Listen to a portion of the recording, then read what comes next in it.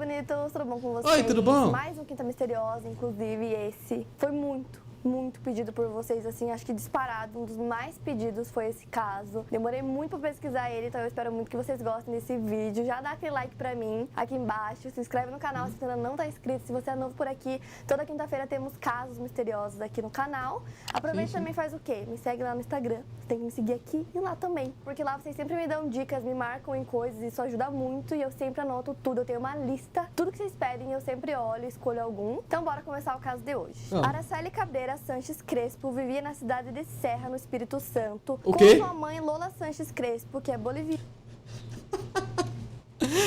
Ô, cacetada no meu estado. Ferrou. Dona de casa. O pai eletricista Gabriel Sanches Crespo e o seu irmão Lu. Putz, caraca, eu vou pra Serra quase todo dia. Ferrou pra mim, cara. Vivia na cidade de Serra, no Espírito Santo, com a sua mãe Lola Sanches Crespo, que é boliviana e na época era dona de casa. O pai eletricista Gabriel Sanches Crespo e o seu irmão.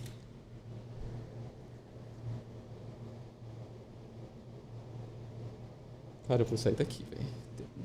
Tem algo errado. Tem algo errado aqui. Tem algo errado. Crespo vivia na cidade de Serra, no Espírito Santo, com a sua mãe Lola Sanches Crespo, que é boliviana e na época era dona de casa. O pai eletricista Gabriel Sanches Crespo e o seu irmão Luiz Carlos, que era 5 anos mais velho. A Araceli... Vamos lá. Primeiro, Serra e Espírito Santo. Eu moro perto dessa cidade. Sanches é o meu sobrenome. E eu conheço o Luiz Carlos, que não sei se é Sanches. Os irmãos eram muito próximos, eles se davam muito bem. Tanto que ela chamava o irmão de Nenê, não chamava ele pelo nome. Lineu?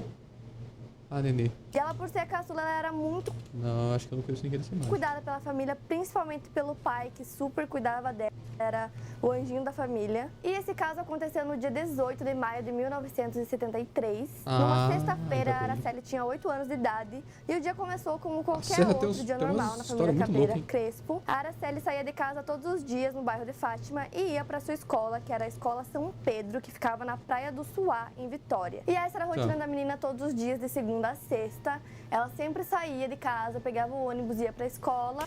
Na moral, garota, acertou agora, hein? Tu acertou agora, pegou o vídeo exatamente perfeito pra mim. Ela voltava de ônibus pra casa, sempre, todo dia. Os horários do ônibus não batiam com os horários da escola, então... Pô, qual? Mas pera, qual que era o caminho que ela fazia? A Araceli saía de casa todos os dias no bairro de Fátima e ia pra sua escola, que era a Escola São Pedro, que ficava na Praia do Suá, em Vitória. E essa era a rotina da menina todos os dias, de segunda a sexta. Pô, mano, pega ali o 507 e fechou, velho. Ela sempre saía de casa, pegava o ônibus, ia pra escola, voltava de ônibus pra casa, sempre, todo dia. Os horários do ônibus não batiam com os horários da escola, então teve um dia que ela chegou muito tarde em casa e a mãe ficou meio preocupada porque ela demorou muito pra chegar.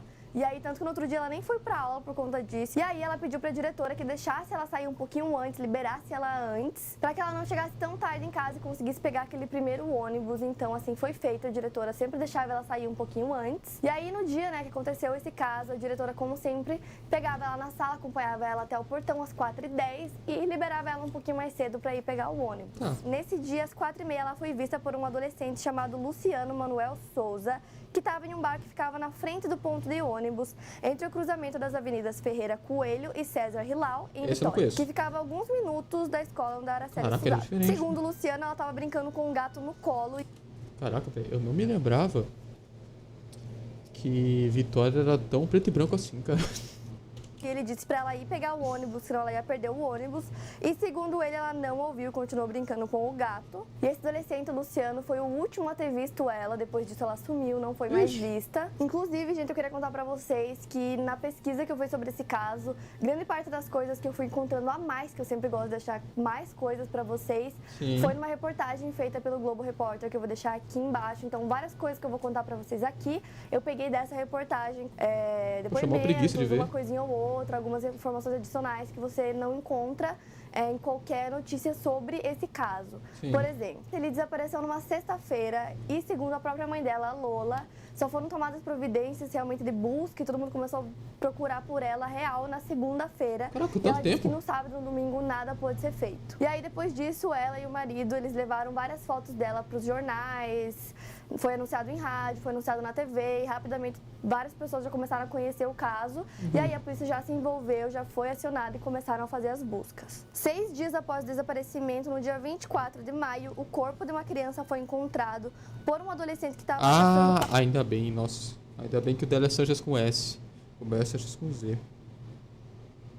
Só que por algum motivo, sempre que alguém vai escrever meu nome Sanches, escreve com S. Passarinho num terreno. O corpo estava desfigurado e em avançado estado de decomposição em uma mata atrás do Hospital Infantil Menino Jesus, em Vitória. E nessa reportagem que eu falei pra vocês, tem algumas fotos do corpo. Eu vi as fotos e é irreconhecível. Não dá pra você olhar e achar que aquilo é uma criança. Eu olhei e eu não vi nada. Entendeu? Tipo, foi uma crueldade tão grande. E foi apenas 6 dias depois dela desaparecer. Então, assim... foi feito coisas horríveis com ela, assim, tanto que você olha a foto e você não consegue ver nada. Eu, pelo menos, não consegui nem entender o que era a foto, de tanto que machucaram ela. A Araceli foi estuprada, desfigurada, drogada, espancada, e haviam marcas de mordida por todo o seu corpo. O queixo estava deslocado e em uma tentativa de dificultar o reconhecimento do corpo, também usaram ácido para desfigurar a aparência da menina. Então, precisou muitos profissionais para conseguirem reconhecer se realmente aquele corpo era dela ou se ela ainda estava viva. Quando o corpo foi encontrado, como eu disse, ele já estava em um estado avançado de decomposição. Então, na hora que foram lá buscar o corpo, tiveram que usar até peneira no local para tentar ver se tinha mais alguma coisa por ali. Por exemplo, encontraram alguns dentes dela por ali perdidos no meio do mato. Então, assim, é bizarro. Tipo, horrível. E aí, inicialmente, o pai da Araceli... Vou só dar uma pausa aqui nas coisinhas tristes pra mostrar pra vocês, ó. Eu fiz um bonequinho. Ele reconheceu o corpo dizendo que sim, era a filha dele, porque ela tinha uma mancha de nascença na perna e ele olhou, fez o reconhecimento e disse que sim, era ela. Já a Lola, a mãe dela, foi 2 vezes lá até o lugar onde estava o corpo e não deixaram ela ver. E ela acreditava por algum motivo que não era a filha dela, que a filha dela ainda estava viva. E aí, algum tempo depois, a perícia dentária fez alguns exames e aí conseguiram identificar que sim. Também foram feitos uns exames bem complexos, o corpo foi levado para outro estado. E aí lá eles conseguiram ter certeza, assim, absoluta, 100% de certeza que realmente era ela. E quando eu digo isso é porque realmente eles precisaram fazer muitos testes para conseguir reconhecer, porque estava irreconhecível o corpo, assim, tava... Sabe, não tinha como você olhar e de cara dizer quem era aquela pessoa que estava ali. E a causa da morte, segundo os peritos, foi intoxicação e asfixia. Rapidamente o caso ficou conhecido por todo o Brasil e a foto dela estava estampada nos principais jornais do país. E a revolta era muito grande, as pessoas pediam por justiça, porque como que fizeram isso com uma criança de 9 anos de idade e ninguém sabia quem fez, ninguém estava preso e parecia que a coisa não estava andando. Esse caso, desde o começo das investigações, ele estava atrelado a uma rede de corrupção, o que imediatamente me faz lembrar de outros casos que eu já contei aqui no canal, como o da Ana Lídia. Em vários momentos da pesquisa eu lembrava do caso dela, porque tem vários pontos bem parecidos, então se você ainda não assistiu, no final desse vídeo eu vou deixar o card lá do caso Ana Lídia, que também aconteceu aqui no Brasil, então... Pra quem ainda não assistiu, vai lá assistir que vocês vão ver várias coisas em comum. Fora que esse caso aconteceu na ditadura, então não só os meios de comunicação, mas as pessoas em geral. Muitas pessoas foram oprimidas e obrigadas a ficar caladas e não dizer nada e não ajudar em nada, pelo momento que tava, né, que o país estava. Então isso também dificultou muito. Então assim, tem várias coisas que as pessoas falam que pode ter acontecido, mas eu resolvi só trazer a principal, que é a que vocês vão encontrar em qualquer pesquisa sobre esse caso, vai aparecer exatamente essa teoria, que é a teoria mais forte e é essa que eu vou contar pra vocês. Durante as investigações, provas e depoimentos misturaram fatos com boatos. Diante dos fatos apresentados pela denúncia do promotor Volmar Bermudes, a justiça chegou a 3 principais suspeitos. Filho de 2 das famílias mais ricas, importantes e influentes do estado do Espírito Santo. Os Michelini estão entre os maiores proprietários de terras do estado, com interesses também na indústria e no comércio. Os Relau estão entre os maiores comerciantes com interesses na hotelaria e no ramo imobiliário. Estão entre os 3 suspeitos Paulo Constantin Relau, o Dante de Barros Michelini, conhecido como Dantinho, e o seu pai, o Dante de Brito Michelini. A versão da morte da menina apresentada pela acusação, o que mais tarde terminou no julgamento dos acusados, afirma que a Araceli foi raptada por Paulo Relau e Dantinho, que estavam no bar. Segundo o promotor do caso, os 2 que a viram várias vezes indo pegar o ônibus, bolaram um plano para conseguir sequestrar a menina. Quando esse caso aconteceu, a Araceli tinha 9 anos de idade, porém, fisicamente ela parecia ser mais velha. Então, segundo essa teoria, o Dantinho e o Paulo já tinham visto ela algumas vezes e eles cobiçavam ela por ela parecer mais velha e eles também gostavam de meninas mais novas que eles. Então eles viram ela várias vezes e ela sempre passava por ali pelo bar. O bar, inclusive, é do pai do Dantinho, do Dante, ele é o dono do bar. e várias vezes eles viram ela passando por ali, porque eles sempre estavam ali no bar do pai. E segundo o promotor do caso, o Dantinho e o Paulo viviam fazendo festas em um dos apartamentos da família, e nessas festas tinham muitas bebidas, muitas drogas, eles também vendiam drogas, e eles costumavam levar meninas mais novas para essas festas, e lá eles abusavam delas, e aparentemente muitas pessoas sabiam que isso acontecia, mas ninguém falava nada, porque eles pertenciam a famílias muito influentes, muito ricas.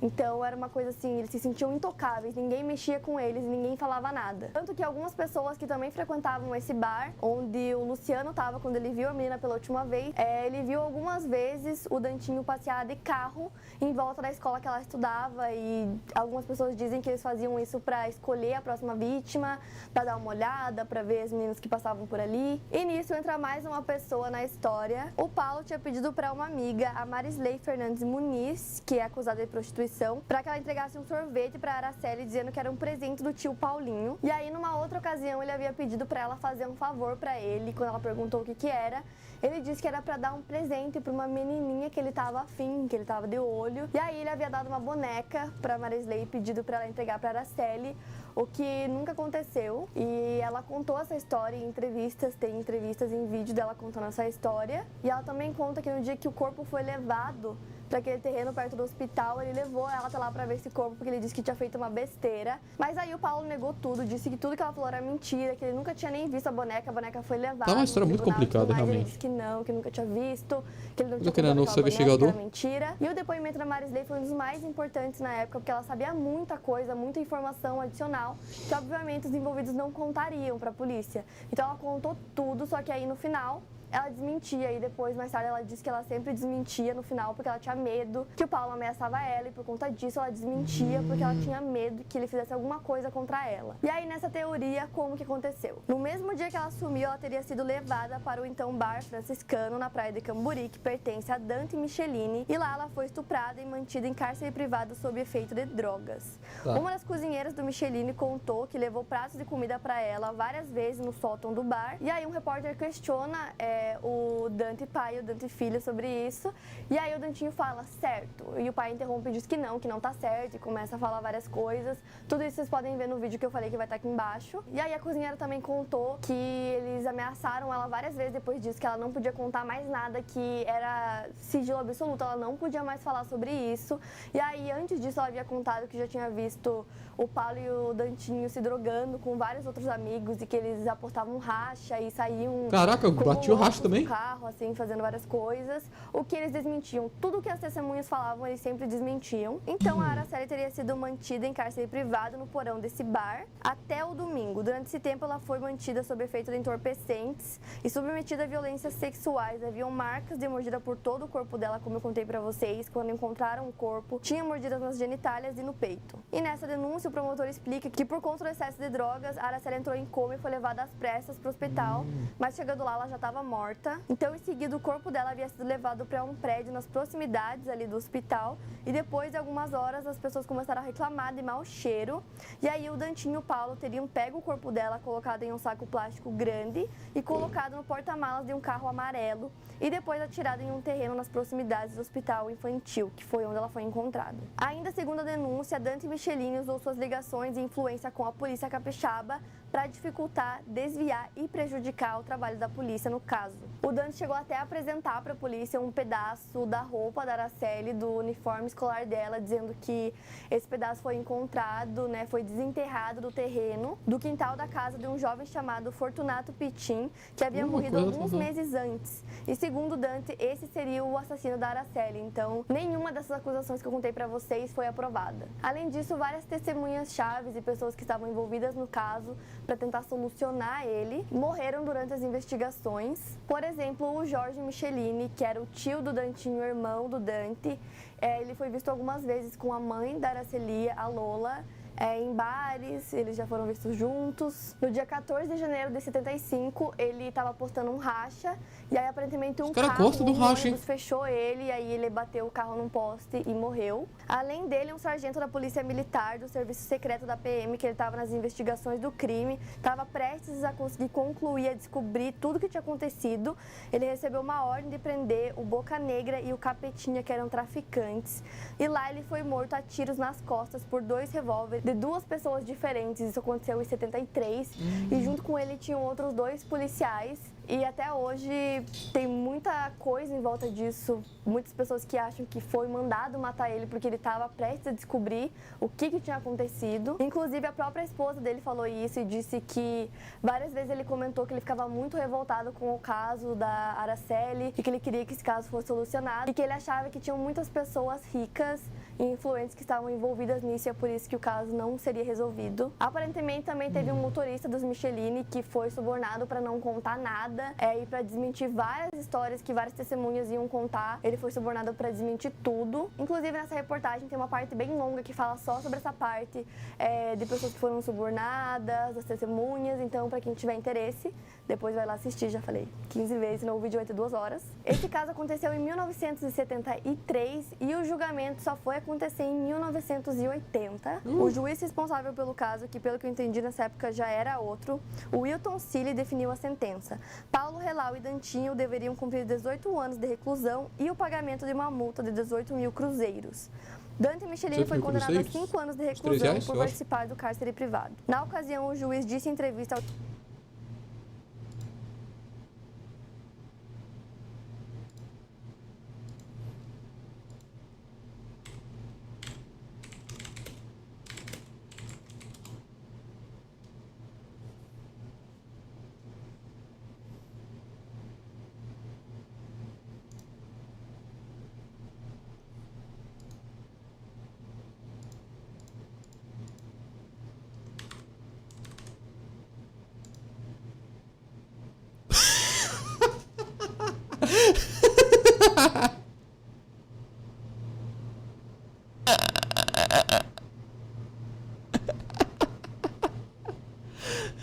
Maluco.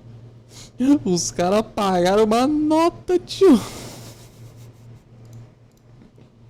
Jornal da Globo que os 3 foram condenados porque foi provada a materialidade e a autoria do crime. Porém, os acusados recorreram da decisão e o caso voltou a ser investigado. O Tribunal da Justiça do Espírito Santo acabou anulando a sentença dos 3 e o processo passou para o juiz Paulo Copólio, que gastou 5 anos para estudar o processo, mas no fim ele escreveu uma sentença de mais de 700 páginas que absolvia os acusados por falta de provas. Essa teoria que eu acabei de contar para vocês é a maior e a mais forte sobre esse caso, porém tem mais uma que eu acho importante mencionar rapidamente pra vocês. Muitas pessoas acharam muito esquisito várias coisas sobre a mãe. Como eu falei pra vocês, ela conhecia o tio do Dantinho e sempre que perguntavam pra eles, eles diziam que não se conheciam, que uma família não conhecia a outra, nunca nem tinha ouvido falar. No sábado, um dia depois dela desaparecer, ela teve uma crise nervosa do nada e precisou ser internada no hospital. E aí algumas pessoas falam sobre a teoria dela estar envolvida no caso e dela também estar envolvida com o tráfico de drogas na época, porque o irmão dela era envolvido com o tráfico. E logo depois que o caso tomou uma proporção maior e todo mundo já conhecia e falava sobre isso, ela se separou do pai da Araceli e foi morar com a família dela e deixou ele cuidando do outro filho mais velho. Então algumas pessoas acreditam na possibilidade dela ter facilitado ou cobiçado a imagem da filha dela para essas pessoas envolvidas no caso. Mas tudo isso são apenas boatos, não se sabe se é verdade, se realmente essas coisas aconteceram. Apesar de todas essas provas e várias coisas que aconteceram, até hoje não se sabe exatamente qual delas é a verdadeira, o que realmente aconteceu e permanece não solucionado. Inclusive, o dia do desaparecimento da Araceli, com o passar dos anos, passou a marcar um lembrete para que a sociedade se atente à violência contra as crianças e o adolescente. Então, no dia 18 de maio, foi constituído como Dia Nacional de Combate ao Abuso e à Exploração Sexual de Crianças e Adolescentes a partir do ano de 2000. Então, é um caso que é muito famoso aqui no Brasil e muito conhecido e marcou essa data e marca até hoje. Então, gente, esse foi o caso de hoje. Vocês pediram muito, então eu espero que vocês tenham gostado. Comentem aqui mais coisas que vocês sabem ou não falei. Pode comentar. Comenta outros casos que vocês querem ver por aqui também. Já dá aquele like, se inscreve no canal, me segue nas redes sociais. E é isso, eu vejo vocês no próximo vídeo. Bom, foi isso então. Vou falar, a maior surpresa que eu tive nesse caso foi justamente o fato dela morar aqui.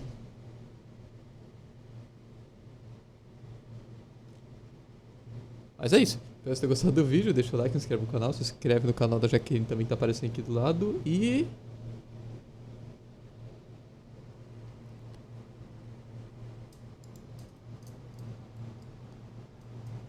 Tchau, pessoal!